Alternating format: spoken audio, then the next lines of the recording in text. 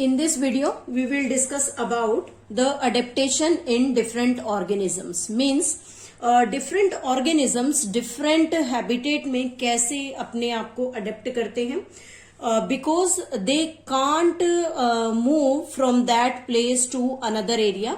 कि जैसे हमने बात की थी माइग्रेशन के बारे में या किसी अदर प्रोसेस में हाइबरनेशन, एस्टाइवेशन एज वेल एज डायापोज, तो ये सभी सिचुएशंस हम देखते थे कि कोई भी ऑर्गेनिज्म जब स्पेसिफिकली अपने होस्टाइल एरिया को छोड़कर हॉस्पिटेबल एरिया में नहीं जा पा रहा है तो उस कंडीशन में वो अपने आप को उसी एनवायरमेंट में किसी ऐसी डेवलपमेंटल फेज में एंट्री कर लेता है जिससे उस अनफेवरेबल कंडीशन को पास किया जा सके।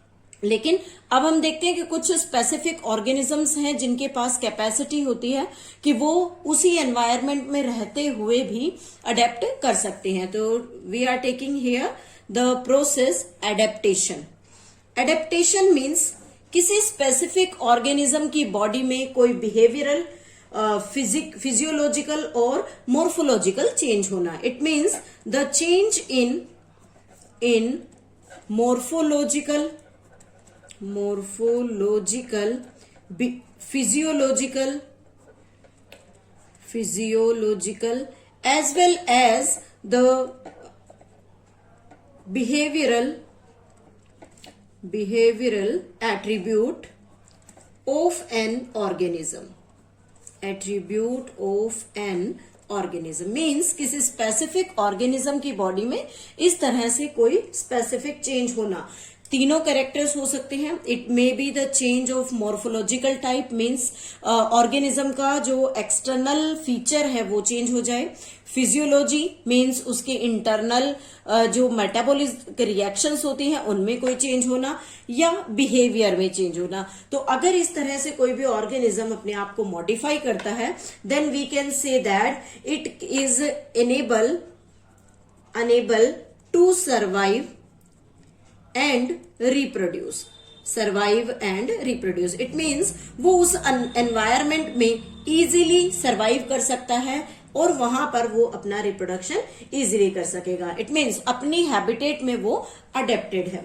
अब हम यहाँ पर डिफरेंट एग्जाम्पल्स के थ्रू समझते हैं कि किस तरह से ऑर्गेनिजम्स अडेप्ट होते हैं डिफरेंट एनवायरमेंटल कंडीशन में। फर्स्ट एग्जाम्पल हम यहाँ ले रहे हैं kangaroo rat in North American desert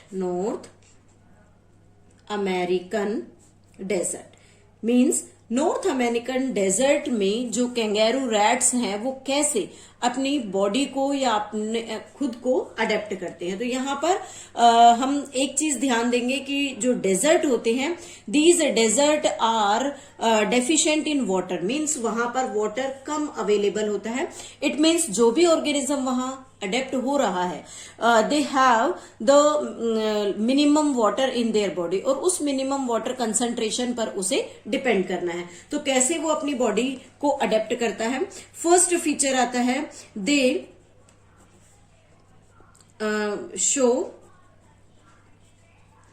internal fat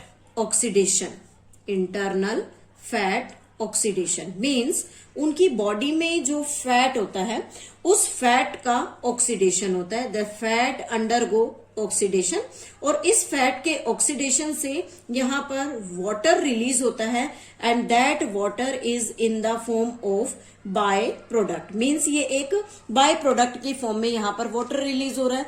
तो इस वाटर से वो अपनी लाइफ को वहां उस डेजर्ट कंडीशन में जहां वाटर अवेलेबल नहीं है वहां पर उसे सस्टेन करने में हेल्प करता है।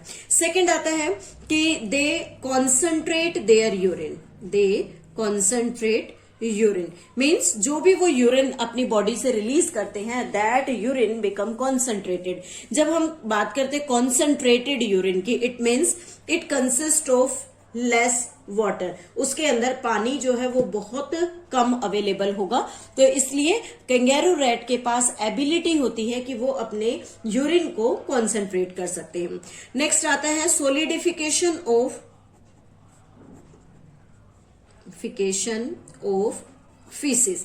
अपने वेस्ट मैटर को सोलिडिफाई कर लेते हैं या हम कहें अपने जो यूरिन होता है उसे सोलिडिफाई कर लेते हैं। तो दोनों का रिजल्ट क्या होगा कि एक तरह से उन्हें मिनिमम वाटर अवेलेबल हो पाता है डेजर्ट कंडीशन में। तो उस मिनिमम वाटर को कैसे इन्हें मतलब अपनी बॉडी के अंदर स्टोर करके रखना है ताकि ये अपनी बॉडी से मिनिमम वाटर को वेस्ट की फॉर्म में लूज कर पाए। तो इस तरह से जो कैंगेरू रैट है वो उस एनवायरनमेंट में खुद को अडेप्ट करता है। नेक्स्ट एग्जांपल लेते हैं same from the desert condition, desert plants. Desert plants, जब हम डेजर्ट प्लांट्स की बात करते हैं तो सबसे पहले हमारे दिमाग में आता है ओपनशिया। ओपनशिया जो क्या है, एक जीरोफाइटिक प्लांट है। It is a xerophyte. इस जीरोफाइट का बेसिक कैरेक्टर क्या है कि ये वाटर स्कैरिसिटी की कंडीशन में भी इजीली ग्रो कर सकता है। It means these plants have certain adaptation. In plants के पास कुछ अडेप्टेशंस हैं जिससे ये किसी भी डेजर्ट कंडीशन में इजीली सरवाइव कर सकते हैं। तो कैसे ये उस डेजर्ट कंडीशन में सरवाइव करते हैं, फीचर्स देखते हैं। सबसे फर्स्ट फीचर आता है, दे हैव थिक क्यूटिकल। इनके पास थिक क्यूटिकल होती है, मीन्स जो लीफ होती है या हम कहें कि स्टेम पार्ट है that is covered by a thick cuticle. और थिक क्यूटिकल से रिजल्ट क्या होगा कि जो स्टोमेटाज इफ प्रेजेंट अगर हैं तो वो उस क्यूटिकल से कवर हो जाते हैं ताकि स्टोमेटा से होने वाला जो वाटर लॉस है वो ना हो पाए। सेकंड फीचर जो हम इनमें देख सकते हैं, they have deep stomata. Deep stomata means the sunken stomata। sunken stomata।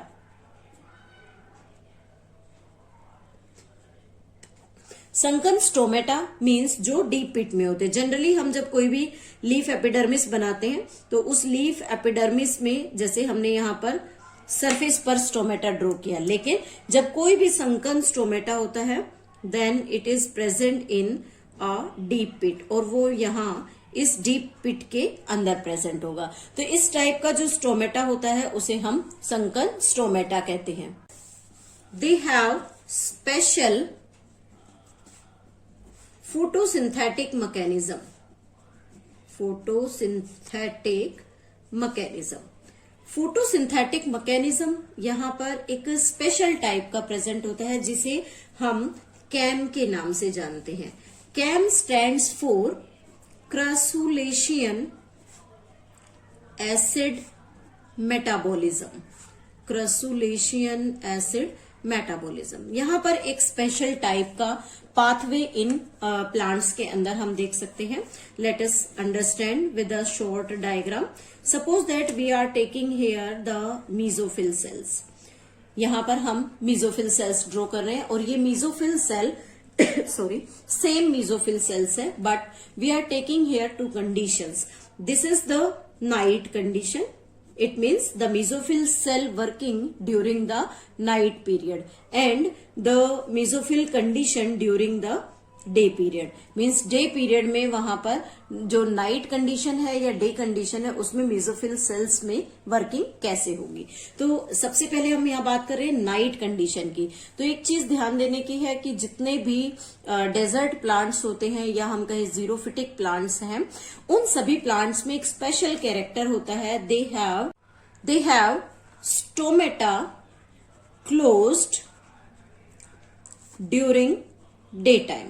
उनके स्टोमेटास डे टाइम में हमेशा क्लोज होते हैं और ओपन ड्यूरिंग नाइट, लेकिन रात के समय स्टोमेटा ओपन होते हैं।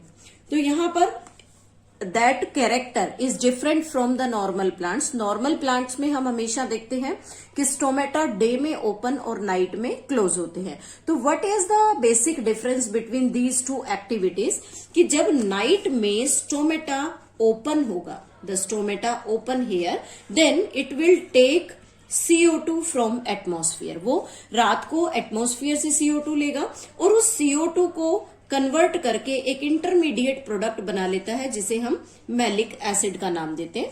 इस मैलिक एसिड को सेल का जो वैक्यूल होता है वो स्टोर कर लेता है ओवरनाइट तक।